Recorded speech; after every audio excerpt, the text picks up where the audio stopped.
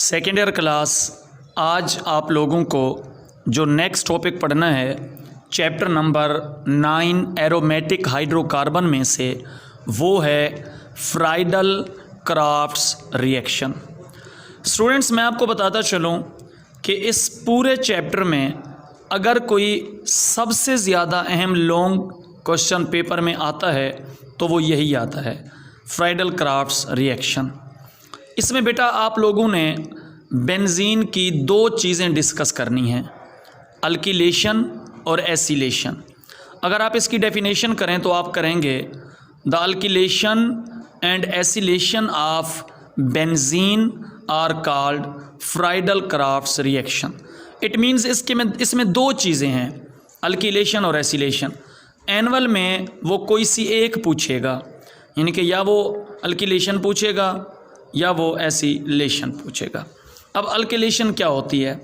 The introduction, यानी कि addition को भी इंट्रोडक्शन कहा जाता है, of an alkyl group in the benzene ring. Benzene ring में अगर हम अल्काइल ग्रुप को इंट्रोड्यूस कर दें in the presence of an alkyl halide as and a catalyst AlCl3, aluminium chloride है, is called Friedel Crafts alkylation या simple अल्किलेशन reaction होते हैं।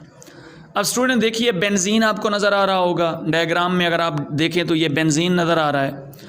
इसमें प्लस RX, बेटा R अल्काइल हो गया, X हलाइड हो गया, और हमने ऊपर पढ़ा भी है कि इन the presence of alkyl halide.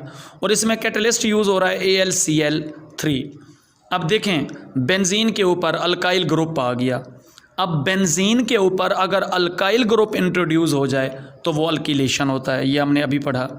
अब इसका मैकेनिज़्म आप देखें तो सबसे पहले हमने RCl यानी कि अल्काइल हलाइड रिएक्ट करेगा AlCl3, जो हमने कैटलिस्ट वहाँ यूज़ किया था, तो AlCl4 हो जाएगा, और उसके बाद R कार्बोकेशन। अब स्टूडेंट नीचे देखें, क्योंकि मैंने आपको पहले भी बताया था कि मैकेनिज़्म में हमने पूरे स्टेप डिस्कस करने होते हैं मेरी बहनें।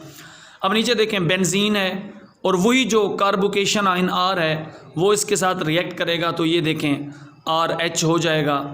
और आगे अगर आप गौर के साथ देखें तो आपको यहाँ पे मैं दिखाऊं,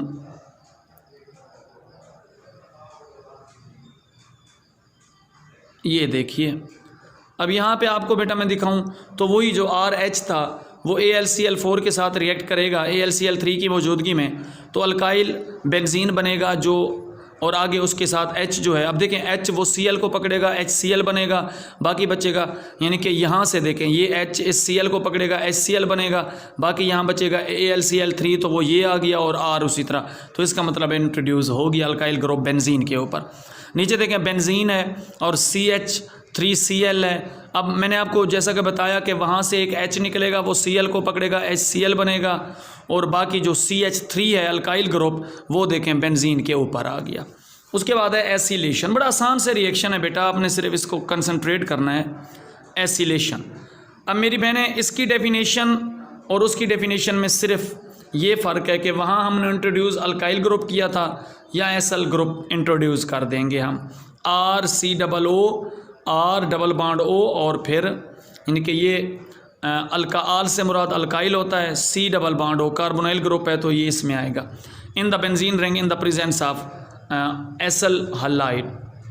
अब देखें AlCl3 की मौजूदगी में, तो बेटा उसी तरह same as it R C double bond O Cl और AlCl3, तो R C double bond O आएगा, और उधर का जो Cl है वो इधर आएगा, तो ये AlCl4 हो जाएगा, पहले 3 था। अब वही चीज़ C डबल बॉन्ड O और R बेंजीन के ऊपर रिएक्ट करेंगे, आपको नज़र भी यहाँ पे आ रहे होंगे, ये देखें, तो ये बनेगा H के साथ, तो ये C double bond O R इधर आ जाएगा। दोबारा AlCl3 के साथ करेंगे तो देखें एरोइड जा रहा है, H Cl को पड़ेगा, HCl आएगा, AlCl3 बचेगा, और बाकी एसल ग्रुप बेंजीन के ऊपर आ जाएगा, जो मैं आपको बता रहा हूँ। और रिएक्शन में अगर आप मेरी बहनें देखें तो ये भी सेम एज इट है कि हमारे पास बेंजीन है, तो बेंजीन है, और उसी बेंजीन को आप देखें तो आपको यहाँ पे ये नज़र आएगा, ये देखो नज़र आ रहा होगा आपको, बेंजीन है और उसी बेंजीन पे H3C यानी कि हमने R और आगे C double bond OCl add किया तो ये जो आगे हमारे पास प्रोडक्ट हासिल हुआ यानी कि SL ग्रुप बेंजीन के ऊपर ऐड हो गया और HCl। तो उम्मीद है कि आपको आज का ये टॉपिक क्लियर हो चुका होगा। फिर भी कोई प्रॉब्लम हो आपने मुझसे पूछना है।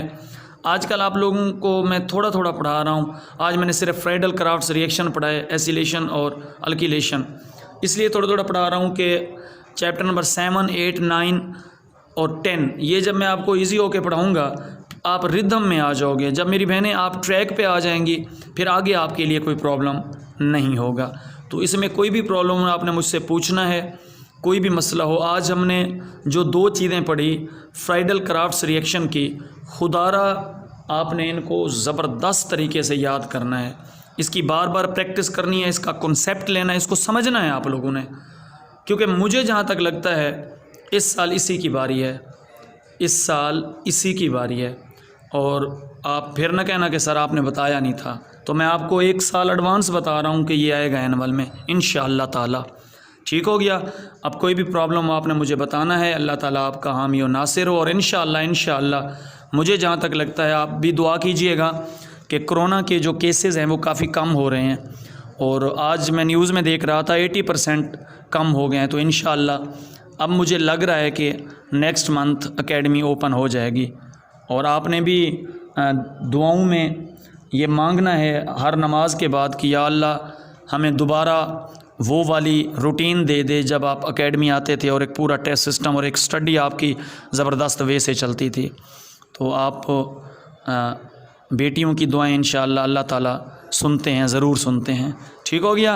अल्लाह ताला आपका हामी और नासिर हो। शुक्रिया।